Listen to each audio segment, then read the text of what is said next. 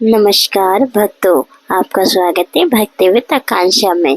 आज हम सुनेंगे कावड़ यात्रा कैसे प्रारंभ होती है, उसके बारे में जानेंगे। ओम नमः शिवाय। कावड़ यात्रा की पौराणिक कथा। हर हर महादेव। जब शिव जी का नाम जुबान पर आता है तो सारा ब्रह्मांड थम सा जाता है, और जब सावन आता है तो गूंज उठती है एक पुकार, बोले भम भम की। आज हम जानेंगे उस यात्रा की कथा जो सिर्फ पैरों से नहीं, श्रद्धा से तय होती है, जिसका आरंभ हुआ था देवताओं के भय से और अंत होता है शिव जी की कृपा से। समुद्र मंथन और विषपान कथा। पुराणों में वर्णन है, जब देवता और असुरों ने मिलकर समुद्र मंथन किया तो उस मंथन से अमृत से पहले निकला कालकूट विष। इतना भयानक विष कि पूरी सृष्टि के विनाश का कारण बन सकता था। देवता दौड़े ब्रह्मा जी के पास, पर ब्रह्मा जी के पास भी उसका कोई उपाय नहीं मिला। फिर विष्णु जी के पास गए। विष्णु जी ने कहा, शिव जी के पास चलो। फिर तब सभी पहुँचे महादेव जी के पास और सभी बात बताई। फिर शिव जी ने क्षण भर सोचा भी नहीं, पूरा विष स्वयं पी गए। अब जानेंगे नीलकंठ महादेव का जन्म कैसे हुआ। जैसे ही शिव ने विष पिया, उनका कंठ नीला पड़ गया और वह कहलाए नीलकंठ महादेव जी। परंतु उस विष ज्वाला उनके भीतर धक धक निकलने लगी। तब सभी देवताओं ने, ऋषियों ने और गंधर्वों ने मिलकर गंगा जल लाकर शिव को अर्पित किया। ये वही क्षण था जब पहली बार किसी ने शिव जी पर जल का अभिषेक किया, और यहीं से प्रारंभ हुई कावड़ यात्रा की परंपरा। अब जानेंगे श्री राम जी ने कैसे निकाली कावड़ यात्रा। त्रेता युग में भगवान श्री राम जी ने सुल्तानगंज से गंगा जल लेकर वेदनाथ ज्योतिर्लिंग धाम में महादेव जी को जल अर्पित किया था। भगवान राम जी ने वह जल कावड़ में भरकर नंगे पांव पूरे मार्ग में हर हर महादेव का जप किया और यात्रा की। तभी से यह परंपरा चली आ रही है, जहां भक्त बांस की डंडी में 2 कलश बांधकर कावड़ उठाते हैं और शिव को अर्पित करते हैं गंगा जल। अब हम जानेंगे कावड़ शब्द का क्या मतलब है। कावड़ का अर्थ है 2 सिरों को जोड़ने वाला भार, संतुलन, तपस्या, समर्पण। एक ओर है भक्ति का जल और दूसरी ओर है आस्था का संकल्प। बीच में वो व्यक्ति जो सिर्फ यात्री नहीं, एक साधक है। कावड़ यात्रा का जन्म न किसी नियम से हुआ है, न किसी आदेश से। ये जन्म हुआ है श्रद्धा से।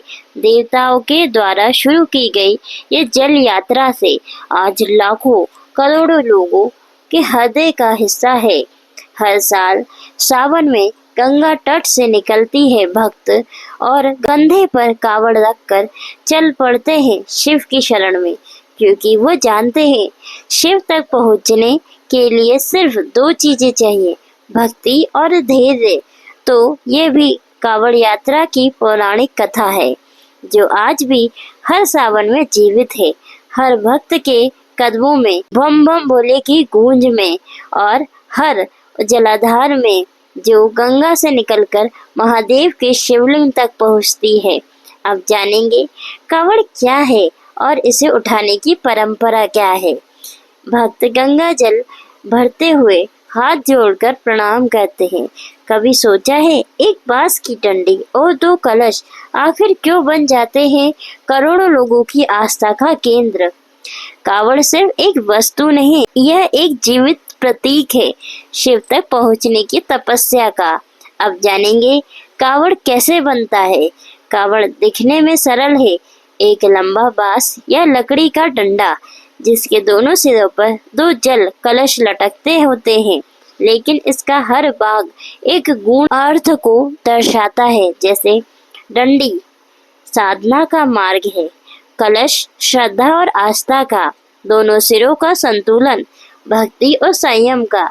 यह यात्रा मनुष्य को शरीर, मन और आत्मा तीनों से जोड़ती है। अब जानेंगे कावड़ यात्रा कैसे की जाती है। जब कोई भक्त कावड़ उठाता है तो वह सिर्फ जल नहीं ढोता और ढोता है अपने भीतर की श्रद्धा को, अपनी मन्नत को, अपनी पीड़ा को और सभी मनोकामना पूर्ण हो ऐसा विश्वास को, और सबसे बढ़कर अपने शिव के प्रति प्रेम को। कावड़ यात्रा की कुछ प्रमुख विशेषताएं। भक्त नंगे पांव चलते हैं, पूरे मार्ग गंगा जल सिर या कंधे पर उठाए चलते हैं। कावड़ को कभी भी जमीन पर नहीं रखा जाता। भक्त व्रत करते हैं, सात्विक जीवन अपनाते हैं, हर कदम में हर हर महादेव की गूंज करते हुए बढ़ते हैं। अब जानेंगे कावड़ उठाने से पहले की तैयारी कैसे करते हैं। कावड़ उठाना से पहले भक्त गंगा किनारे पूजा करते हैं, कलशों को शुद्ध जल से धोते हैं, फिर उनमें गंगा जल भरते हैं। उसके बाद कावड़ को सिर या कंधे पर रखते हैं और मन में एक ही संकल्प होता है, हे भोलेनाथ, ये जल तेरे चरणों में अर्पित करना है। और कावड़ उठाने के नियम और अनुशासन क्या है। कावड़ यात्रा कोई साधारण यात्रा नहीं है, ये शिव तक पहुंचने की यात्रा है। तो यहाँ गलत शब्द, गाली गलौज नहीं करना चाहिए, मांस मदिरा ऐसा सेवन करके नहीं किए कावड़ यात्रा करनी चाहिए और किसी को पीड़ा नहीं पहुंचानी चाहिए, क्योंकि शिव हर भक्त में होते हैं, तो इसलिए किसी को पीड़ा पहुंचा के शिव के पास नहीं पहुंच सकते। कावड़ को जहाँ रखना होता है वह लकड़ी या कपड़ा या स्टैंड पे रखा जाता है। कावड़ को कभी नीचे नहीं रखा जाता। भक्त हर समय कावड़ की पवित्रता बनाए रखते हैं, क्योंकि उन्हें लगता है महादेव स्वयं उस कावड़ के साथ चल रहे हैं। आप जानेंगे कावड़ के प्रकार क्या, कौन कौन से कावड़ यात्रा के कोई रूप होते हैं।